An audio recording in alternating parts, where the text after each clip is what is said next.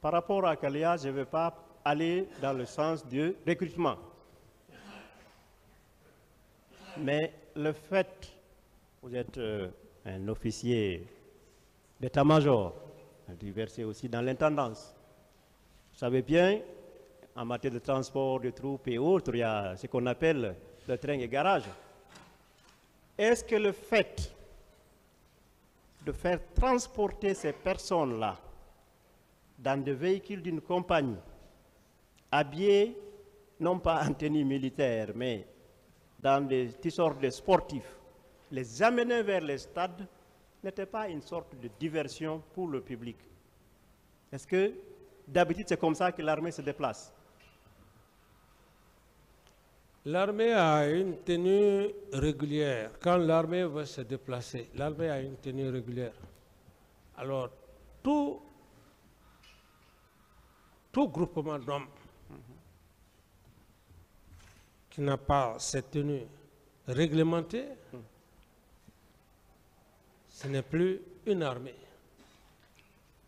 Donc, mais vous avez quand même appris que le carnage qui s'est opéré le 28 septembre a été pour la plupart des cas par ces recrues-là et qui sont transportés au stade et qui se perdaient même dans Conakry dans ces bus banalisés et dans ces tenues de sportifs et qui ont pris par surprise la population qui aurait pu les prendre comme des simples joueurs ou autres.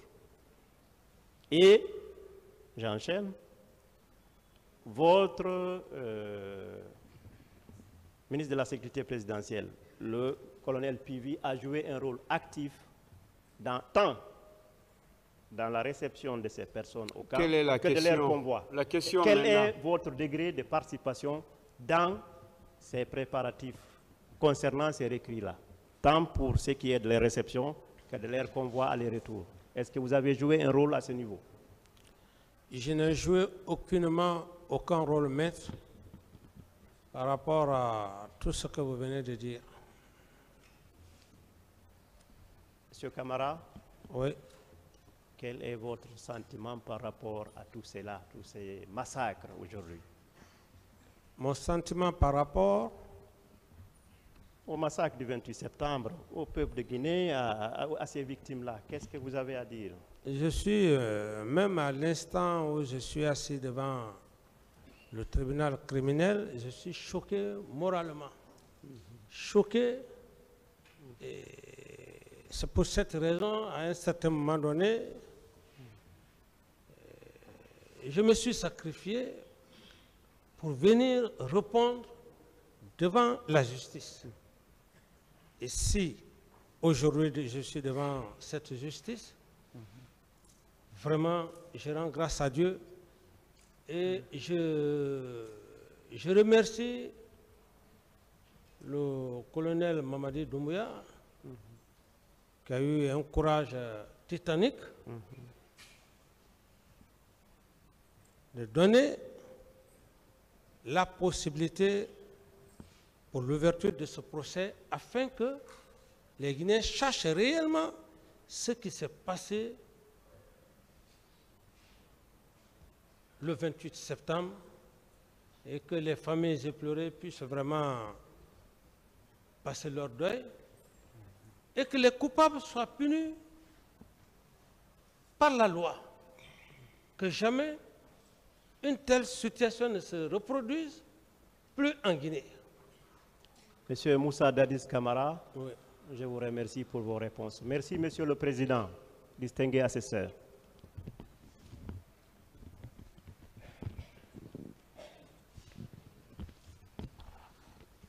Merci, Monsieur le Président, Messieurs du tribunal. Je suis Maître Traoré Drissa du barreau de Côte d'Ivoire. C'est avec honneur que je prends la parole devant votre tribunal. Vous me permettrez, avant mes questions, de dire merci à Monsieur le bâtonnier de l'Ordre des avocats et à son conseil qui m'ont permis de pouvoir être des votes. Également à mes confrères ici qui sont tenus compte de mon ancienneté qui ne peut pas prévaloir ici puisque je suis un jeune avocat de 22 ans de Côte d'Ivoire. mais qui m'ont permis de prendre leur place pour poser mes questions.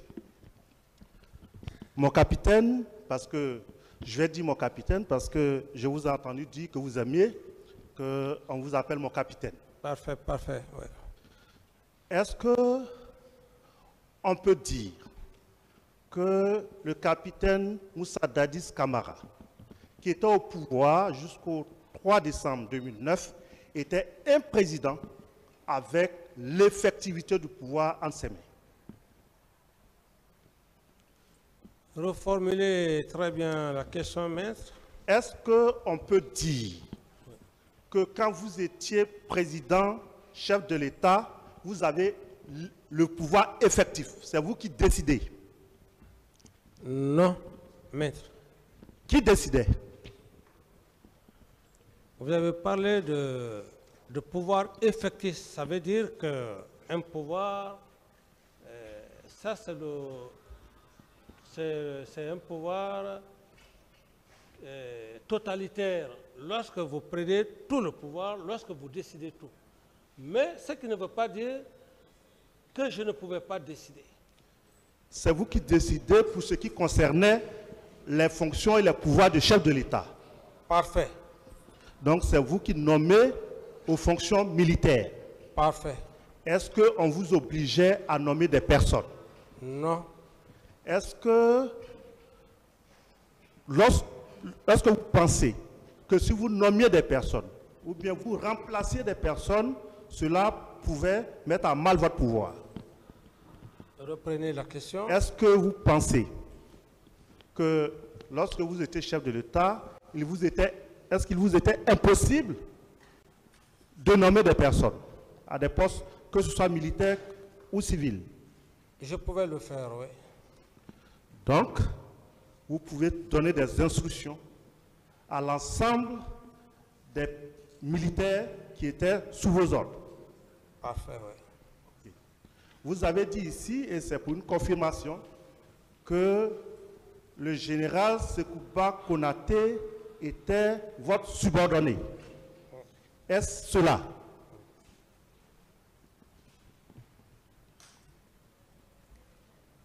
Oui, quand on est chef d'État, le ministre de la Défense, il est votre subordonné par rapport à la hiérarchie. Et donc,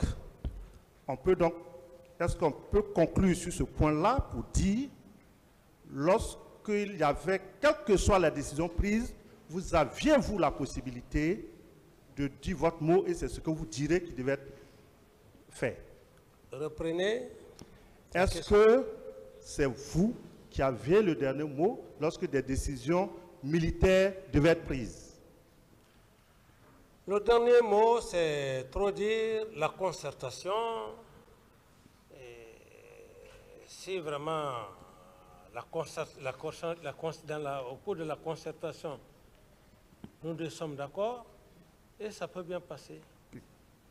Donc, si nous sommes d'accord sur ces points-là, vous aurez pu donc démettre Diakité Aboubakar Toumba de ses fonctions après le 28 septembre 2009. Que j'aurais pu faire quoi? Le démettre de ses fonctions de aide de camp. Est-ce que vous pouviez le démettre de ses fonctions de aide de camp? Ici, ce n'est pas un problème de fonction qui est le plus important. Après les événements du 28 septembre, ce n'est pas un problème de fonction. Il veut savoir si vous aviez la possibilité de le démettre de ses fonctions. Je pouvais bien le faire. Je pouvais bien le faire. D'autres questions?